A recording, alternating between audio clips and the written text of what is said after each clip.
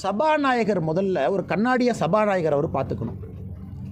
இன்றைக்கி திமுகவினுடைய அடிப்படை தொண்டனை விட திமுக கட்சிக்கு அதிகமாக வேலை பார்க்குறது சபாநாயகர் தான், அப்பாவண்ணன் தான். ஏதாவது கேள்வியை மாற்றி கேளுங்க. அன்றைக்கி வேல்முருகன் அண்ணன் கேட்குறாரு, என் தொகுதிக்கு ஏன்பா கொஞ்சம் நீர்ப்பாசனமே வரலையே, கொஞ்சம் தண்ணி கொஞ்சம் கண்ணில் காட்டுங்கன்னு. உடனே அப்பாவண்ணன் தாவறதை பார்த்தீங்கன்னா திமுக அமைச்சர்களே சும்மா இருக்கிறாங்க. சபாநாயகர் தாவறாரு மேலே, எப்படி அந்த கேள்வி கேட்கலாம்? அப்படிலாம் நீங்கள் பதில் சொல்லக்கூடாது. பொதுவே எப்படி சொல்லுவீங்க? வரவே வராதுன்னு சொல்லக்கூடாது.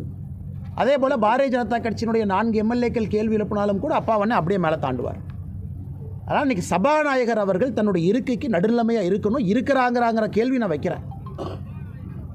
ஆட்சியினுடைய பாதி விஷயத்தை போய் பேசுகிறதே அவர் தான். அந்த சட்டமன்றத்தை திமுக சார்பாக நடத்தி கொண்டு செல்வதே சபாநாயகர் அவர் தான், அப்பாவையா. அதனால் கண்டிப்பாக அப்பாவையா அவர்களுக்கு இதை பற்றி பேசுவதற்கு உரிமை இல்லையா நான் பார்க்குறேன். உரிமை இருக்குது. ஆனால் இந்த கேஸில் அவர் திமுக சார்பாக ஒருதலை பட்சமாக நடந்து கொள்ளும் பொழுது அது சபாநாயகர் கருத்தா இல்லை திமுக